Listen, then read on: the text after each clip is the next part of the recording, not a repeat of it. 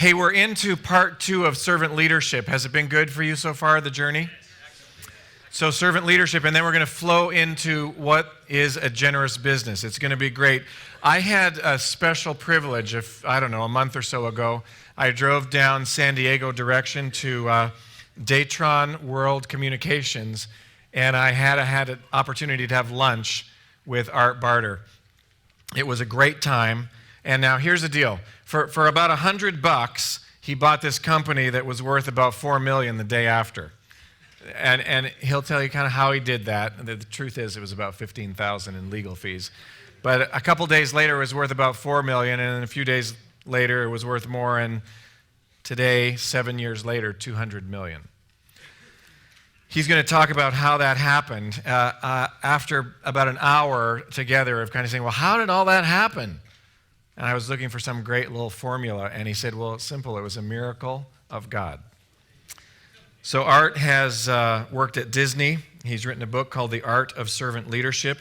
Now, did you do that, The Art of Servant Leadership, because your name is Art? I didn't write it. Tony Barron did. Oh, okay. So we're going to talk about the art of servant leadership. But Datron is military and public safety communications and voice, data, and video. And they own a percentage in that company. Who saw the Alaska little town that was sort of snowed in and they couldn't get any fuel? Anybody remember that story? Totally snowed in, and a Coast Guard icebreaker went and broke through all the ice to get fuel to this little town. It was one of the companies that Art has a percentage ownership in that flew this little drone over the ice, measured the thickness of the ice, and told the Coast Guard cutter where to go. So that's exciting. We're going to hear now from Art Barter. Join me in welcoming him. Thank you. Thank you very much. Great to be here. I don't talk as fast as the first one. Not quite as fast as Ronnie, so we can relax a little bit. I'll do a little bit slower. But it's great to be here. Last night was amazing.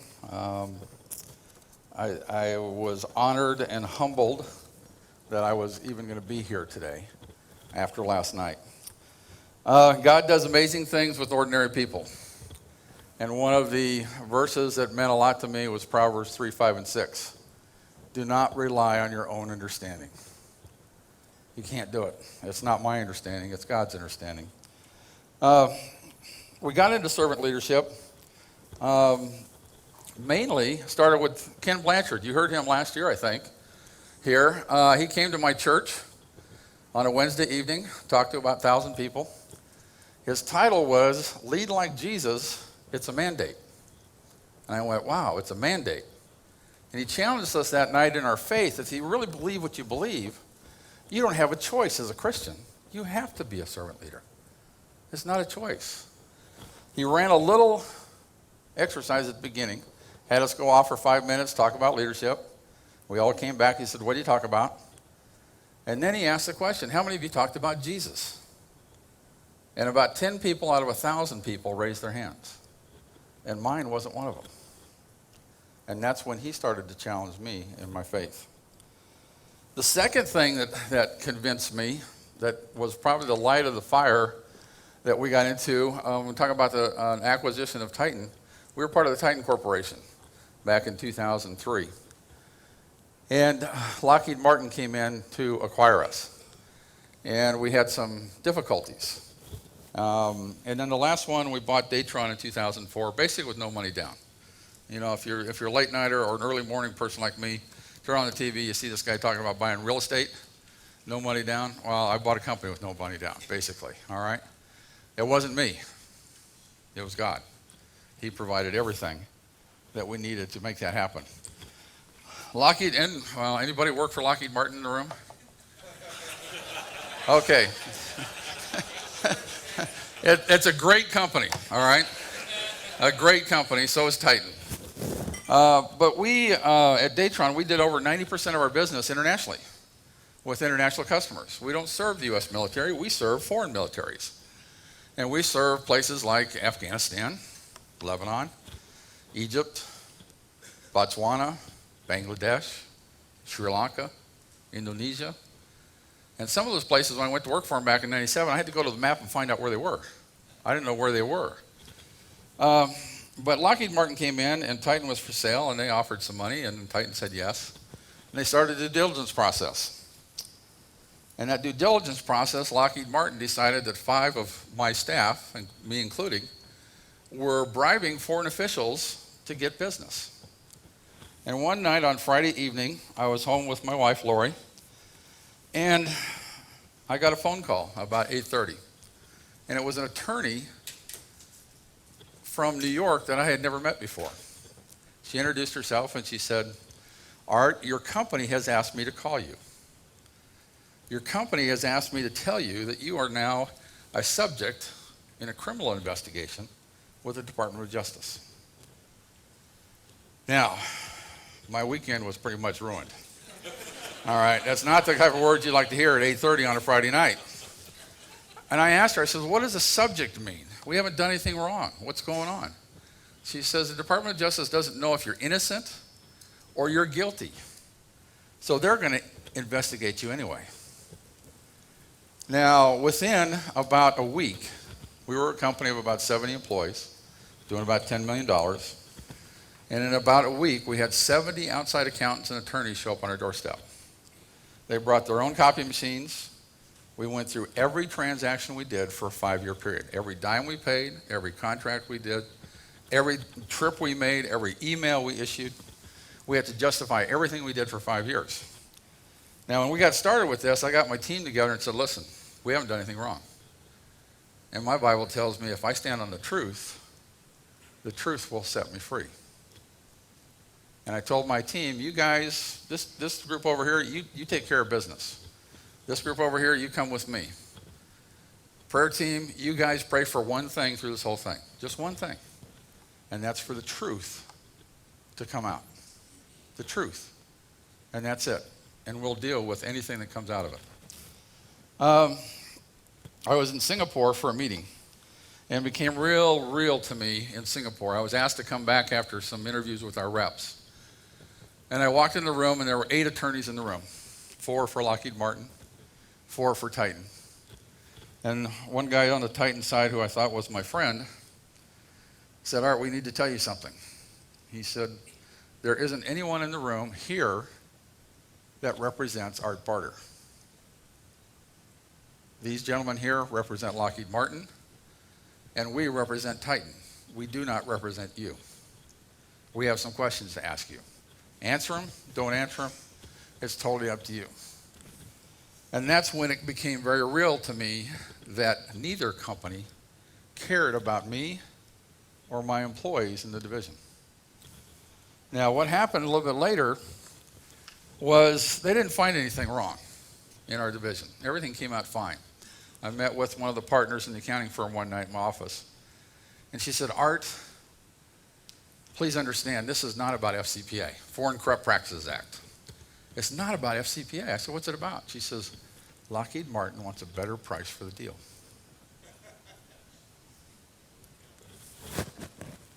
Now, Titan, the company I worked for and gave my life to, right, wanted to preserve their price in the deal. Neither one of them cared about the 70 families that were impacted in my company. Not one. And I vowed right then and there, I told Lori, I said, if we ever get a chance to buy this company, we're going to manage it in a servant-led way, according to God's guidance, and not by man's guidance, because I will never put anybody in my company through what I had to go through in this investigation with the Department of Justice. Now, at the end of that investigation, we were cleared, but with the Department of Justice, you never get a letter that they're investigating you, so you never get a letter that says you're clear. Okay? So, we made an offer to buy the company at the end of the year. I offered to the CFO at the time at Titan, I said, we'll pay you $6.5 million for a $10 million company that's losing money. You have to carry the note, and we'll pay you back over a period of 3 years. He called me back in 2 weeks and said, Art, we can't accept your offer. I said, okay, Mark, what do you want? He said, we want you to pay $2.7 million. I went, give me the phone. I got to bang it on here. Mark, I offered you 6.5. You don't want that. No, I don't want it. You want what? 2.7 million. He says, I want you to pay book value. He says, we don't believe in your business, so we've basically written it off the books. And the only thing that's left is 2.7 million. Wow, that's great. I'm a general manager of a $2.7 million valued company, making, with $10 million in sales. I'm going, okay. He said, all you have to do is come up with $1 million down payment.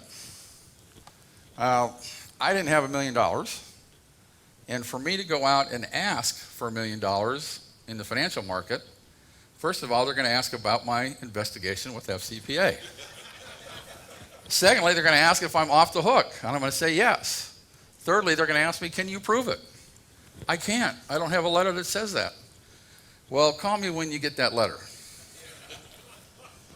So, when I first joined the company, I spent a lot of time in Zimbabwe, financing a $15 million operation for HF equipment for the government there. I got a call from my rep in Zimbabwe in 2004, and he said, Art, they want to place an order for $7 million. I said, Ellie, do they have the money? He says, yeah, I've got $2 million. I said, is that US dollars or Zim dollars? Because it makes a big difference. All right? He said, no, it's US dollars. And he says, I already have it. He says, what do you want me to do? Do you want me to keep it until you buy the company, or do you want me to send it to you? I said, Ellie, I'm an officer of Titan. You have to send me that money. I know, but you have to send it to me. So send it in. No more discussion. Well, what happened was we convinced Titan that we were going to perform under that contract. And we got them to agree that the $2 million should come with the sale of the company.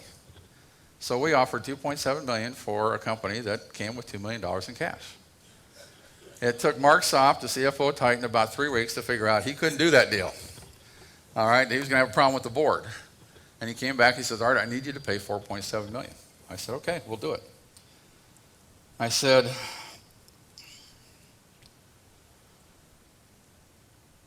and we've got the $1 million to give back to you. You give us the $2 million and we'll turn the $1 million back to you on Monday. The following day, we closed on Friday, and the following Monday was our first day in business.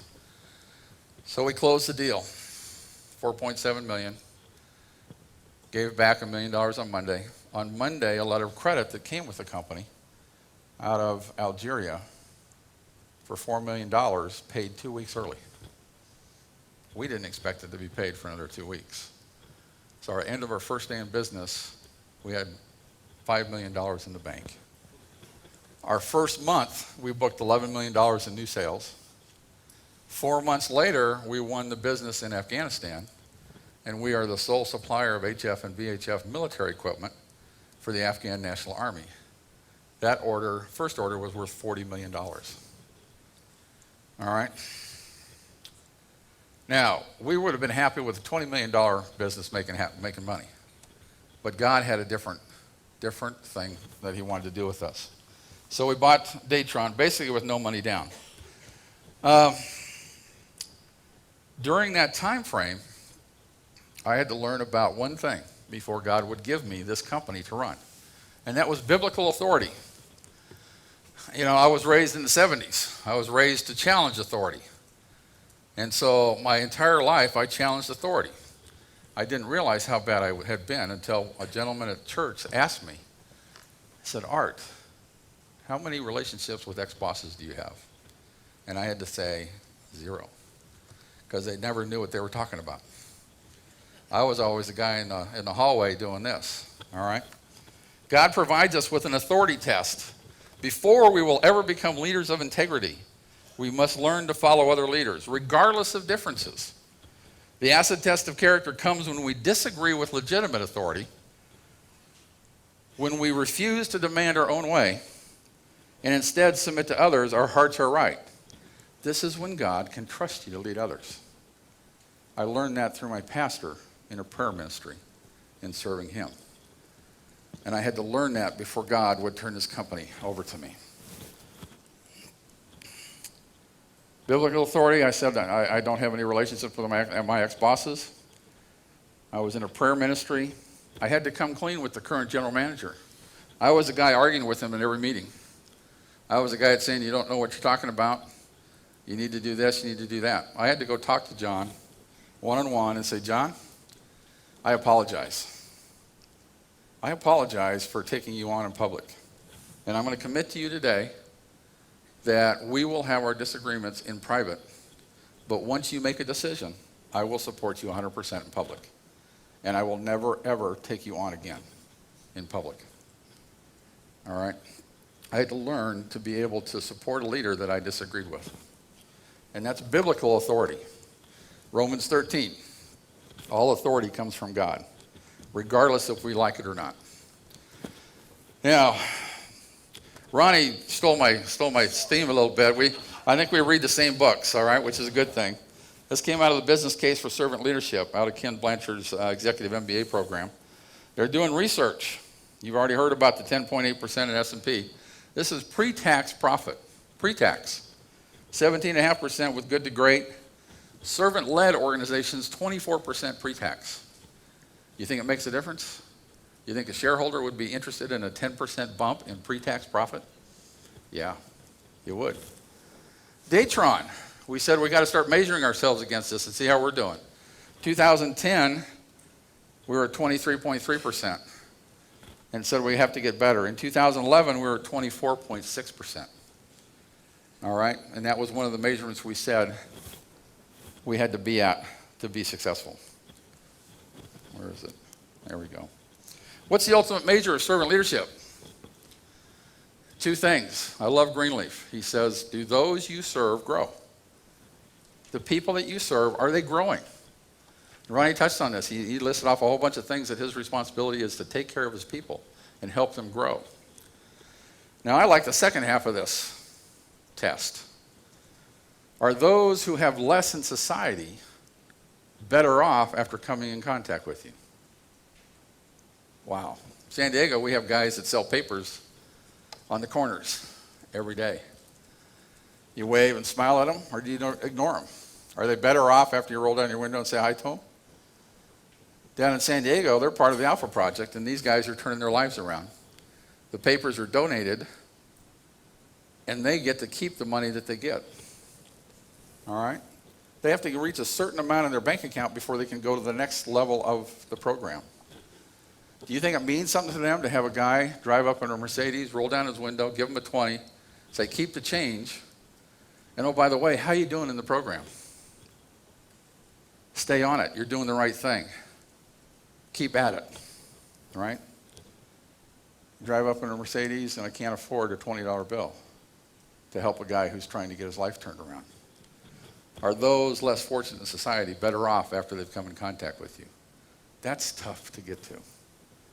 That's very tough because we all have little things around us. This is our culture timeline. We had to sit down and talk about what we did and how we did it. And we did it by year. This is 2004 through 2010. I'm not going to go through every one of these things. The highlights were we learned in the third or fourth year that we had to train everyone in the organization. It wasn't just a management thing. This is everybody has to be trained in servant leadership.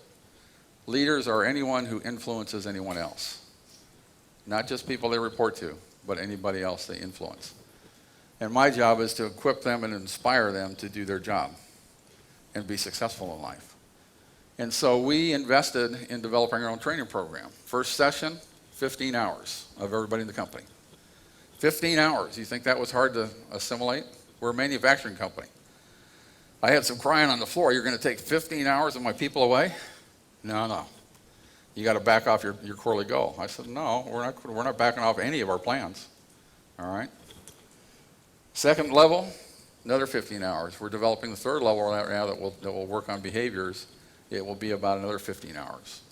So when we're done, we'll have 45 hours of training with everyone in the company in servant leadership. All right? We did a lot of things that worked. We did a lot of things that didn't work. But our measure is down below. When I said we decided to run the company with a Christian influence, that includes tithing. So in 2005, we set up a donor-advised fund, and we tithe 10% of our operating profit every quarter into the fund, 10%. Now, Lori and I didn't feel comfortable that 10% should go to my home church, our home church. So we said 10% of the 10%. will go to our home church. The remaining 90%, the only people who can submit a grant request for that money is our employees.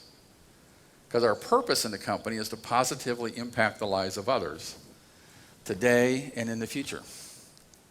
And we've watched employees make 20, 30, 40, sometimes upwards to $100,000 grants to charities who are most of the time ministries, and other times are just helping people in the streets.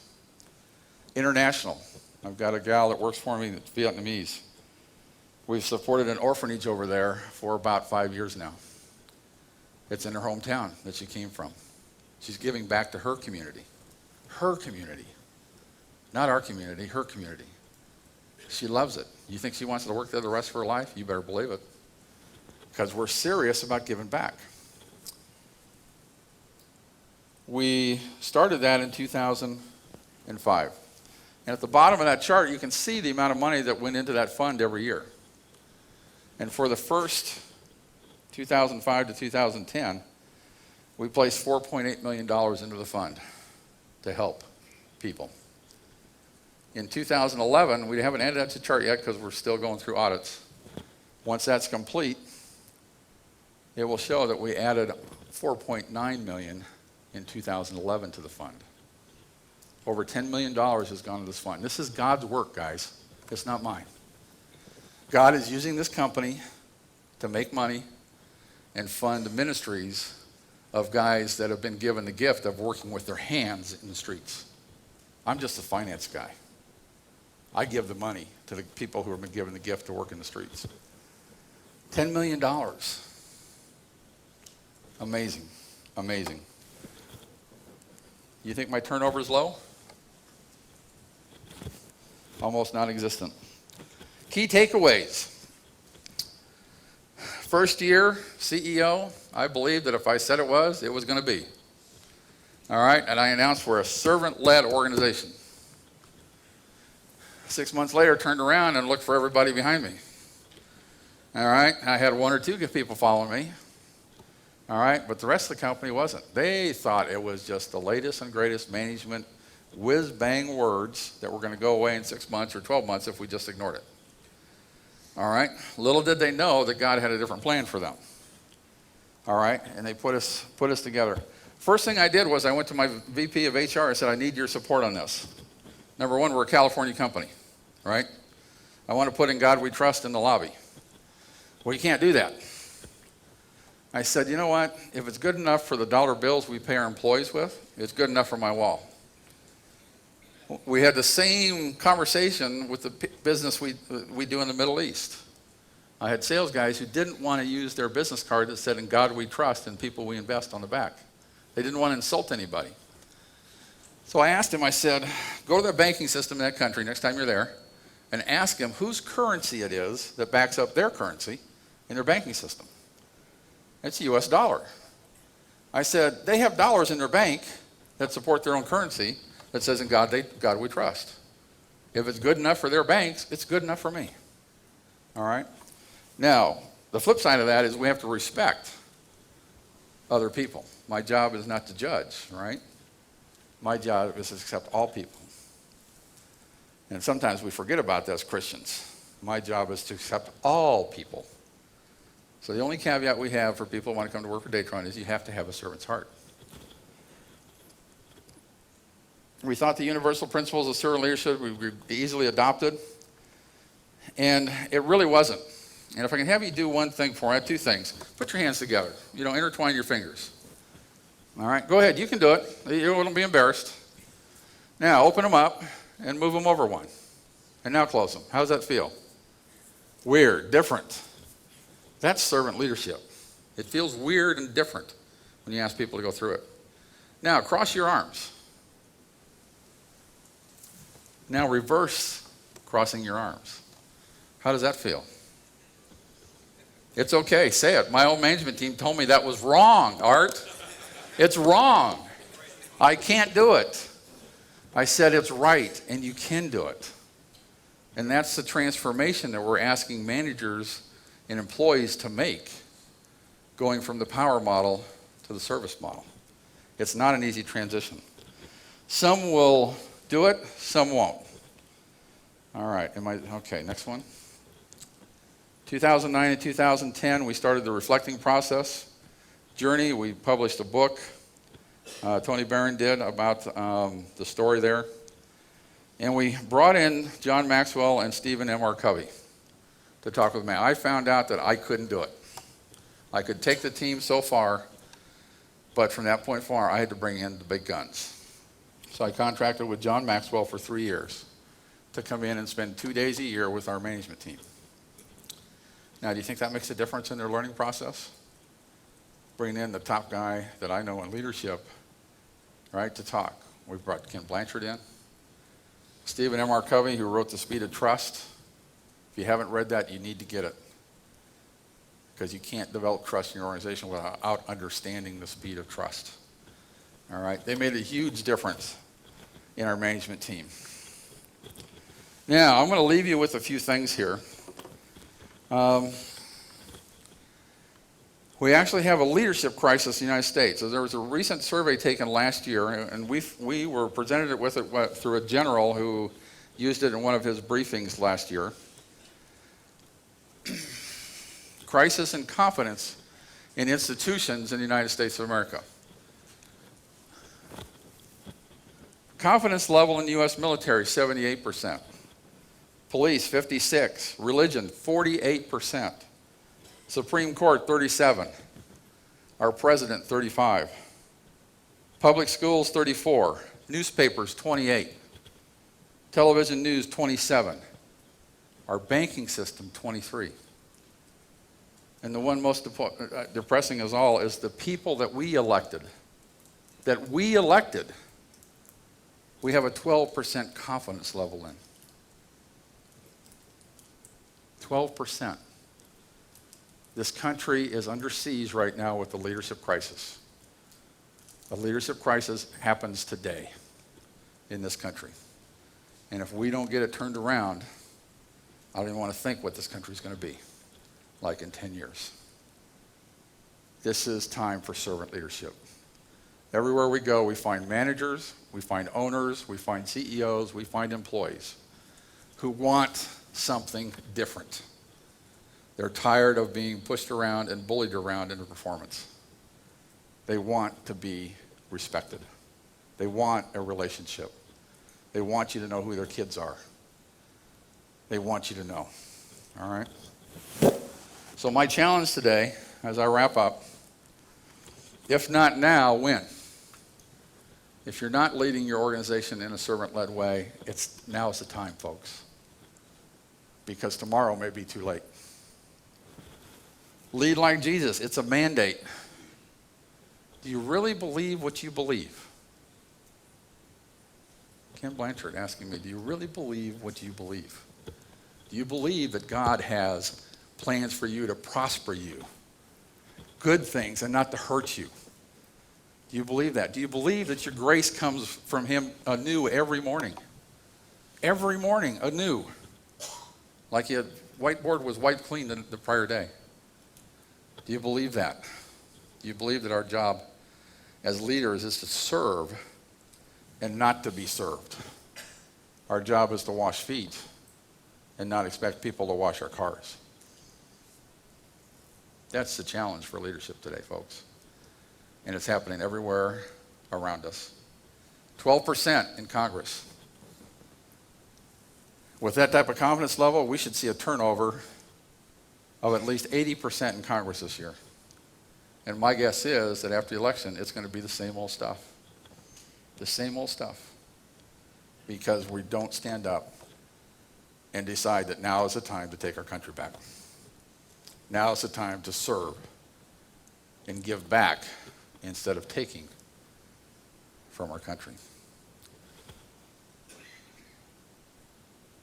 It's a negative aspect of where we are today. But I truly believe that God has prepared everybody in this room to make it happen. I believe He's prepared leaders that don't even know it yet that their organization is going to be servant-led because they're out there searching for something different. Now, in the 1 minute I have left, I'm going to just talk about one thing.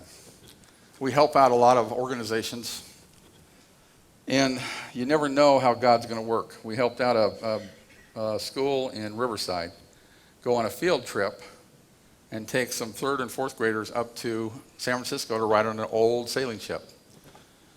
And after they got back, we started getting letters. We funded the whole trip, $6,000. We funded the whole trip. We started getting the letters back. Some kids, they loved the bus. They didn't like the boat, they loved the bus. Some kids loved the ships. Some kids had their head in buckets while they were on the ships. All right, but every one of them was talking. And it made it feel good. And all crayon letters, all handwritten by the kids. It was great. 3 or 4 weeks later, we started getting letters from the teachers. And the teachers said those kids who were in their cocoon before the field trip, who didn't have any relationships with the other kids in the class, who were quiet, they weren't learning very fast, and there were kids that the teachers couldn't spend time with, the field trip helped them come out of their cocoon. And they were performing better after the field trip than they did before. They came out of their cocoon, they have relationships, and they're doing better in school because somebody helped them fund a trip to go on a sailing ship in San Francisco for $6,000. That's all around us, folks. You can look at your own hometown, your own community, your own school, and you can find areas that you can help and make a difference and let God go to work. And I encourage you to do that. Thank you very much for allowing me time to speak to you today. Thank you. Thank you, sir. Thank you. Yeah, appreciate it. Thank you. Well, you're going to stick around and chat. I'm going to stay up here. And Ronnie, come on up, and we're going to talk about this a little bit. Do you guys feel like it'd be fun to talk about how you could implement some of this? If you don't feel good about that, we're going to do it anyway. So, Good. yeah, that's fine. We'll do it like that. Does this work? Can everybody see okay?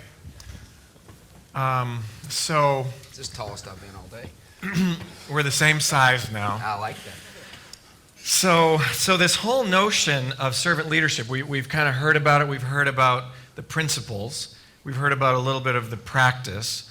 So I'm a company in, some city. I'm doing $5-10 million of revenue. I've got a to-do list a mile long. I've got people problems, cash problems.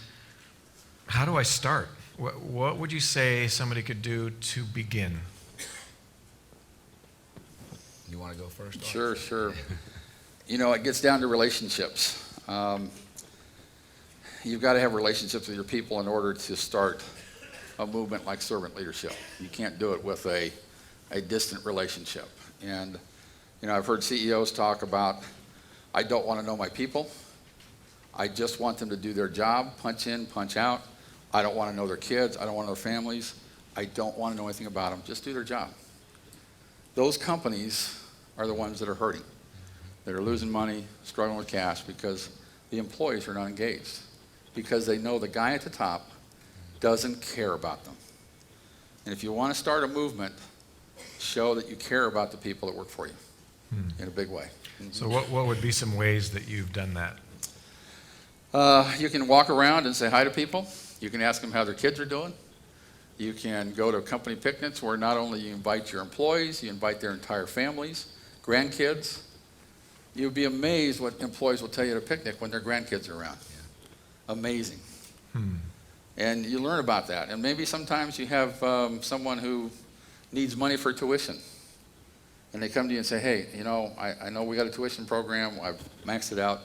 Can you help us out? And Lori and I will say, sure, here's some cash. Go to it. Get it done. Show that you care about them. And you'll get unbelievable response from them. And that's a daily thing. You have to continually talk about it. You have to continually be out there in front of it. Continually be out there and explaining what you're trying to do. And you have to tell them, I'm not here to harm you. I'm a Christian, but I'm not here to convert you. Right? I'll let God do that. I'll let God do that. All right? Now, if you want to ask me about God, I'll be more than happy to talk about it. Right. So care first. Care first, yeah. I remember Max Dupree wrote in one of his books about someone who died, and it's clearly too late when you deal with it at this level. But he was at the funeral of this employee who was a machinist at Herman Miller. Herman Miller, one of the largest furniture companies in the world, office furniture. And the fellow died, and he was at the funeral, and the wife brought out a book of poetry. And they read some of the poetry that this fellow had written. And Max, in his way, always likes to ask great questions. He said, now, was he a machinist who worked at Herman Miller, who was a poet in his spare time? Or was he a poet who happened to work at Herman Miller as a machinist? Right, exactly. And if we don't get that someone's the poet Right. as well as the machinist, maybe we don't get it.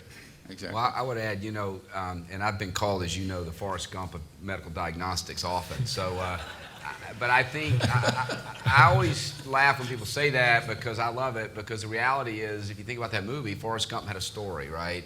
Yeah. And those people that sat on that bench with him in Savannah, Georgia, listening to that story, they were all touched in a way that was unique, right? And the fact is that everybody has a story, and I'm your worst nightmare on an airplane because I hate to fly, so I'll know everything about the person next to me before I get off, right? But I think the reality is, to your point, it's about knowing your employees, being there, taking the time. They know how busy you are as a leader. I've had my assistant come to my office and say, hey, Ronnie, so-and-so's mom just died. You know what I do? I stop, leave the meeting, I go down, and I'm with them, it's just little things like that. The big things of rewarding them and all that, those are cool, but they always tell me that it's the little things that we did that mattered most. And the other thing that I always say is, you got to start on your knees if you want to raise a company, and I think, it's about getting your heart prepared to be a servant leader, because there's going to be so many times when your ego is going to come face to face with a situation, and you're going to have to acquiesce your ego to the better good of the company. And the more you do that, and the more you model that, the more your people will do that, and the more they model that, the next thing you know, you got a team that's serving each other, and that lifts the company to the next level. Yeah, I agree. One of the things Lori and I keep reminding ourselves of is we don't own the company. Our name's on a piece of paper, but we don't own it. God owns it. Right. The second thing we believe is if we're not a good steward with this asset, he will find somebody else to run it. That's right. All right? So it's not just getting started, it's now you have to be a good steward with everything he puts in that company. How about some more seed corn starter ideas? Somebody's out there saying, I want to do this, but just give me some, top 5 things I could do to get going. Yeah, I'm doing nothing now. Let me jump in real quick, because I think one of the things I did at Clarion, and that was, I had learned, I tried this at Roche, and I did it too late. I learned the hard way, right? And that is to identify the people in your organization that have a heart for servant leadership. And they could be anywhere in your organization. But you need a nucleus. You need enough people that are going to go out there and model it every day and practice it every day, know who they are, and give them the institutional support that they need to practice it. And then hire, I do disc profiling for my leadership team, and then from that we do both the leadership style disc and we do the motivational disc, and then I start like we're getting ready to do this for the company that I just went to, and my leadership team, once I fill out the gaps in it, we're going to go off site for 2 days, and we're going to create a common language of servant leadership among that group so that they get it, we get it, and we actualize it. We role play a lot, how am I going to handle this employee situation? And we get in there, and you just have to mentor. That's why I'm big on mentorship. A lot of times, we ask our managers to spend 20% of their time investing in the people they influence. 20%, and that's what we expect of them. And that shows that you care. If you put employees in your calendar, not just saying I have an open door policy, because that's not putting them in your calendar. Right. You got to put them in your calendar and be conscious about what you do. And then people will start taking you seriously. You really do want to go down this path. Give them training, give them grace every day. They're going to make mistakes. I was raised in the power model for probably 25 years before God got the 2x4 and smacked me upside the head. And do you think when I get under pressure that my old habits come out of the closet? Oh yeah, they do. And I can clear a room pretty quick. All right, as my wife says, you can clear a room pretty fast. So I have to be careful that when I get under stress and pressure, or somebody's really throwing some arrows at me, that I really don't respond in the wrong way. And when I do, boy, I have to reflect on it and just go to God and say, listen, I am so sorry. Forgive me and help me make it right with that employee. Because that's what it's all about. Yep. Yeah. How about obstacles? You say, okay, I'm ready to go. Got the 5 best ideas. What obstacles are they going to run into that you could sort of prepare them for? We call the obstacles little foxes in our company. And we have a saying, it's better to build a fence at the top of the cliff than a hospital at the bottom. All right, so it's better to deal with those issues sooner than it is later when half your company's fallen off the cliff and it's in the hospital. I've had senior people I've hired come into the company. They are so ingrained in the power model, been rewarded for it. They don't see servant leadership as a way to lead. And if you don't take care of that, it may take you up to 3 years to fix the damage they do in your company. So you've got to be very conscious about the leaders in your company. You know? I would add that I think it's the need for speed in business, to be honest, because I see in my world the need to move quickly gets in the way of our ability to have the patience to allow servant leadership to permeate my organization. And that is when you get challenged. You're challenged with, hey, if I use fear-based leadership, I can make this happen in a week. If I'm trying to instill servant leadership, encourage, edify, suggest, lead, coach, teach, that may take 6 months. And as we all know, in business, sometimes 6 months can be dangerous. So you have to find that balance between direction and guidance and servant leadership. But I think it's speed, because speed forces us to make stupid decisions sometimes. Yeah. The book Speed of Trust is a very interesting concept. As trust goes up in your organization, the cost and speed, the speed is going to go up, the cost is going to go down. All right? As trust goes down, what does everybody do? They go out and verify all the information they get because they don't trust the source that they're getting from. It slows things down and it increases your cost. That's why servant-led organizations are up at 24% pre-tax. Because the trust levels are so high that I don't have to go out and check everything that my management team tells me. I take it verbatim. I don't have to go out and check it. And that is a big, big plus for companies today. You know, anecdotally, last week, when I started the job, the first 2 days were town halls, and I put up guiding principles, how we're going to run this organization, and I listed all the different things, servant leadership attributes, but trust wasn't on there.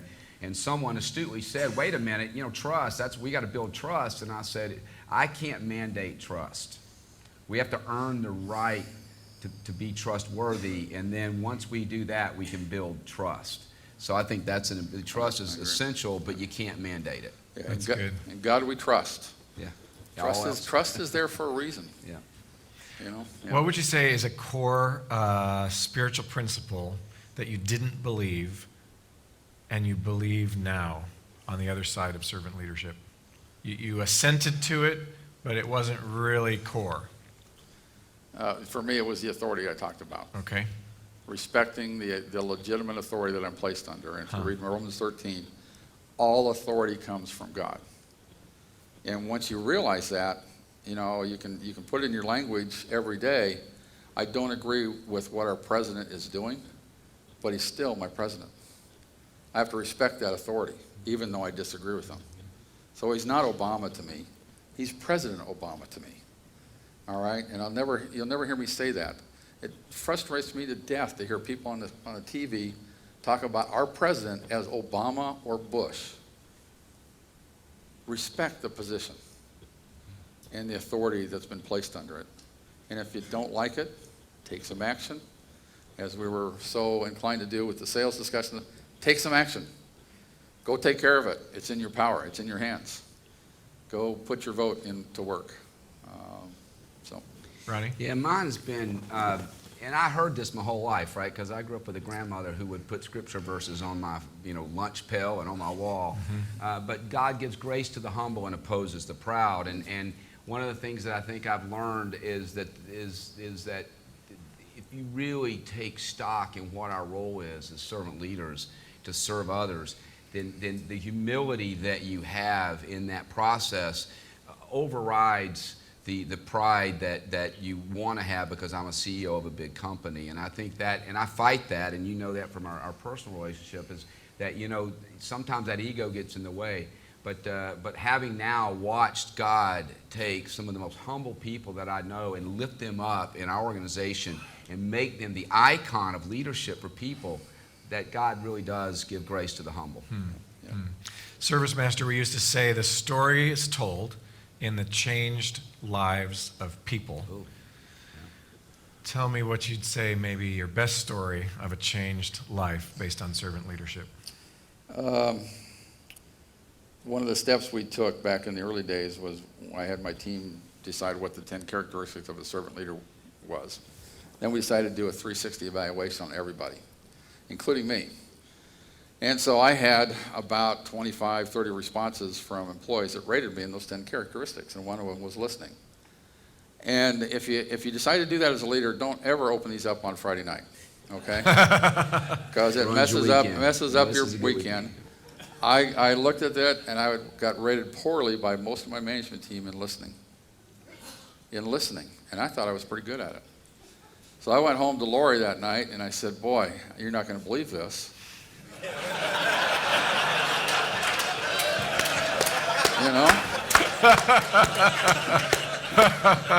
I think they messed up the survey. I think the survey's wrong.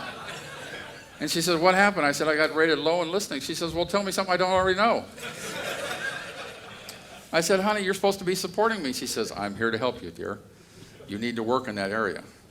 And listening was the one that I had to get. And when I studied that in the Bible, I found out that listening is a form of love. And if you love someone, listening is a way to tell them that you really care about them. And not be doing something on the computer or doing your little iPhone or whatever you want to call it. All right. It's looking people in the eye and saying, tell me about yourself. So the changed life story was you. I had to become a much better listener. Wow. Much better listener. Wow. My team told me that. My sweetie told me that. I didn't ask any more family members because I figured I already knew what the answer was. Yeah, they would assent. Yeah. Isn't that interesting, though, that the changed life story was the CEO, right? Servant leadership changes you. Ronnie?